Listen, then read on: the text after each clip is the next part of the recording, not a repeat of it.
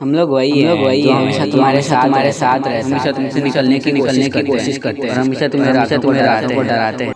So sleep, what is नींद, what is sleep. हम सबको पता है कि नींद क्या होता है, रात का सोना। But do you all know that if we don't sleep for many days then what will happen. एक एस्टिमेट के हिसाब से एक इंसान 5 से 7 दिन तक बिना सोए रह सकता है, अगर वो कुछ ज़्यादा स्ट्रांग हो तो। बट आज आप ऐसे हॉरिफिक एक्सपेरिमेंट के बारे में जानने वाले हो जो कि सुन के आपको फील हो जाएगा कि क्या होते हैं दानव और इस दुनिया में क्या क्या पॉसिबल है। So let's start from the beginning. इंसानों के ऊपर ऐसे कई एक्सपेरिमेंट होती रहती है जिसके बारे में आपको कोई खबर भी नहीं होती। तो पहले के टाइम पर जो सोल्जर्स हुआ करते थे वो कुछ केमिकल्स का यूज़ करते थे वॉर के टाइम पर अलर्ट रहने के लिए। तो ये सिर्फ एक थ्योरी है, किसी को पता नहीं है कि ये सच है या नहीं।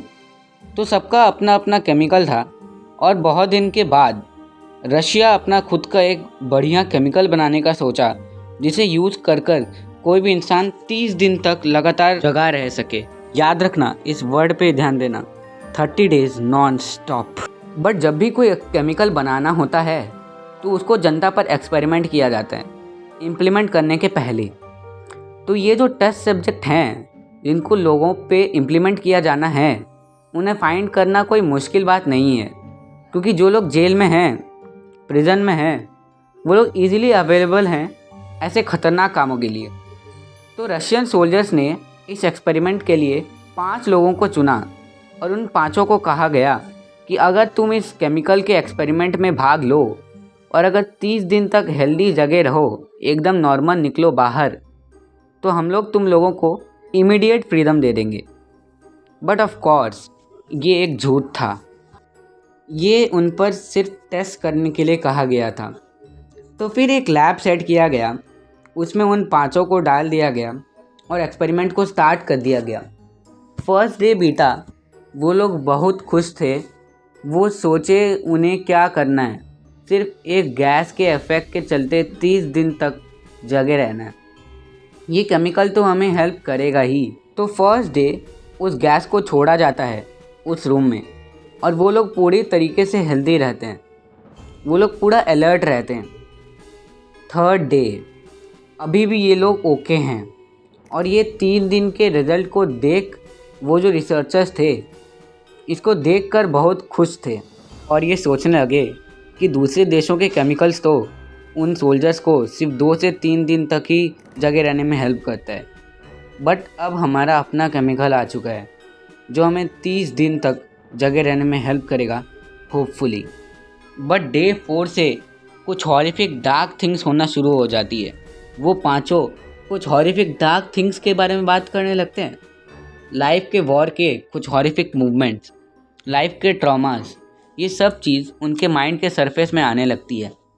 और क्योंकि उस लैब में एक माइक्रोफोन भी रखा हुआ था उनकी बातों को सुनने के लिए, उनकी एक्टिविटीज़ पर नज़र रखने के लिए, सारे एक्सपेरिमेंटलिस्ट को सब कुछ पता चल रहा था। तो पूरे 4 डे वो लोग यही बात करते जा रहे थे, नेगेटिव चीज़ों के बारे में, लाइफ के डार्क साइड के बारे में। डे 5, 5th डे और भी वर्स होता है। 5th डे के मॉर्निंग वो आपस में एक दूसरे लैंग्वेज में बात करने लगते हैं और बहुत डार्क चीज़ों को करने लगते हैं। वो लोग के अंदर से साइकोसिस का साइन दिखता है। वो लोग आपस में बात करते हैं और कभी कभी खुद से ही बात करने लगते हैं, कभी कभी इधर से उधर भागने लगते हैं। तो चलिए अब मैं आप लोगों को डे 5 से सीधा डे 9 में ले चलता हूँ। तो इस दिन एक ऐसी चीज़ होती है जो कि सारे हदें पार कर देती है। उनमें से एक आदमी ज़ोरों से दौड़ दौड़ कर चिल्लाने लगता है। वो इतने ज़ोर से चिल्लाता है कि उसका वोकल कॉर्ड फट जाता है, लिटरली पूरा फट जाता है। वोकल कॉर्ड के फटने के बाद वो अचानक से सो जाता है, अचानक से उसे नींद आ जाती है और फिर बाकी के चारों माइक के पास आकर विस्पर करने लगते हैं। तब फिर एक्सपेरिमेंटलिस्ट सोचने लगे कि ये गैस के वजह से तो नहीं हो रहा। रिसर्चर्स को ये पता था कि नहीं सोने के वजह से इंसान के दिमाग पर थोड़ा असर तो ज़रूर पड़ता है, लेकिन कोई भी इंसान 5-6 घंटे तक दौड़ते हुए चिल्ला के अपना गला नहीं फाड़ेगा। ये शायद उसी मिस्टीरियस गैस के वजह से हुआ है जो कि रिसर्चर्स ने बनाया था। इसके बाद जो होता है वो और भी टेरिफाइंग होता है।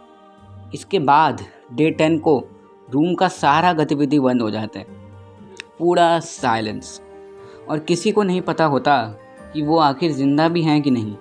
बट जो ऑक्सीजन मीटर था उस लैब के बाहर वो फ्लक्चुएट कर रहा था। इसका मतलब अंदर जो 5 इंसान हैं वो अलाइव तो हैं, बट नो वन नोज़ कि वो सब हैं कहाँ। अब रिसर्चर्स के पास और कोई चारा भी नहीं था। ये सब देखने के बाद उन्हें ये सब बंद करना ही पड़ा। वो लोग तय किए अब वो लोग अंदर जाएंगे। अब अनाउंसमेंट किया गया, देखो अब हम लोग गेट खोलने वाले हैं और अंदर आने वाले हैं। तुम लोग में से अगर कोई भी हम लोग पर अटैक किया या फिर इधर उधर भागा या फिर अगर जोरों से चिल्लाया, देन वी विल शूट, हम लोग तुम्हें मार देंगे गोली। और फिर अंदर से आवाज़ आया, We don't want to come out. This gas is amazing. At the end day 15 day 16 आते आते हालत बहुत ज़्यादा बदतर हो चुकी थी। वो लोग एक दूसरे के बॉडी पार्ट्स खाए जा रहे थे, वो लोग अपने भी बॉडी पार्ट्स खाए जा रहे थे। दूसरों की किडनी, लंग्स इधर उधर पड़े हुए थे, और इसी के चक्कर में उनमें से 4 लोग किसी न किसी तरीके से मारे गए। आखिरी जो बंदा बचा उसे ये लोग हॉस्पिटल में लेकर गए और डॉक्टर्स और नर्स के निगरानी में रख दिए। जब उसका डीएनए टेस्ट किया गया तो उसके अंदर से कुछ अजीब से ही सिम्टम्स आ रहे थे। जब नर्स उसके पास आई उसके बॉडी पार्ट्स को सिलने के लिए, तब फिर उसके अंदर से कुछ अजीब सी आवाज़ें आ रही थी। वो हंसते हंसते नर्स को देखे जा रहा था, लगातार घूरे जा रहा था, हंसे जा रहा था। और फिर जब नर्स ने उस पेशेंट को एक पेपर और एक पेन दिया लिखने के लिए कि वो क्या कहना चाह रहा है, क्योंकि उस नर्स को कुछ समझ नहीं आ रहा था कि वो क्या कह रहे थे, तो फिर उसने लिखा keep cutting, which was the most terrifying thing till now. और फिर जब 5 सोल्जर्स के ग्रुप को उस कमरे के अंदर भेजा गया थोड़ा सा प्रोटेक्शन के लिए और एक्चुअली में जानने के लिए कि एक्चुअली में वो कहना क्या चाह रहा है, करना क्या चाह रहा है, तो फिर इसका रिजल्ट तो और भी ज़्यादा ही भयानक था। उन 5 में से 4 सोल्जर्स का देहांत हो चुका था। उन चारों सोल्जर्स के किडनी, लंग सब कुछ उस इंसान ने चीर दिए थे, फाड़ दिया था, और वो 5 सोल्जर्स कुछ नहीं कर पाए उस इंसान के सामने। बस एक सोल्जर बचा जो ये सारी कहानी बता पा रहा था, वो भी बहुत ज़्यादा घायल था। तो ये सब कुछ देखकर डॉक्टर्स और भी ज़्यादा टेरिफाई हो चुके थे। अब उस इंसान की हरकतों को देखते हुए डॉक्टर्स ने डिसाइड किया कि अब उस इंसान को वो शूट कर देंगे, गोली मार देंगे। जब उससे पूछा गया कि वो कौन है, फिर उधर से जवाब आया, तुम हमें इतनी जल्दी भूल गए, हम लोग वही हैं, हमेशा तुम्हारे साथ रहते हैं, तुम्हारे अंदर से निकलने की कोशिश करते हैं, हमेशा तुम्हें रातों को डराते हैं, हमेशा तुम्हें सोने नहीं देते रातों को। ये सब सुनकर एट द एंड उस डॉक्टर ने उस इंसान को गोली मार ही दिया। और इससे यही समझ में आता है कि लालच बहुत ज़्यादा बुरी बला है और हमें कोई भी चीज़ की लालच नहीं रखनी चाहिए। उन एक्सपेरिमेंटलिस्ट ने 30 दिन तक की लालच रखी, जिस कारण से यह ऐसा हादसा हुआ। सो हे गाइस, कैसे हैं आप लोग? I hope you all are okay and happy Diwali by the way. So मैं बस यही विश करूँगा कि आप लोग हमेशा खुश रहो, आपका फैमिली खुश रहे, आप लोग मुझे भी खुश रखो यार। इस दिवाली पे आप लोग मेरे वीडियो जितना ज़्यादा लाइक कर सको उतना ज़्यादा लाइक करो। यह वीडियो बनाने में बहुत ज़्यादा मेहनत लगा है, तो प्लीज़ इस वीडियो को जितना ज़्यादा शेयर कर सको उतना ज़्यादा शेयर करो and just stay tuned for more videos like this. Bye bye and happy Diwali.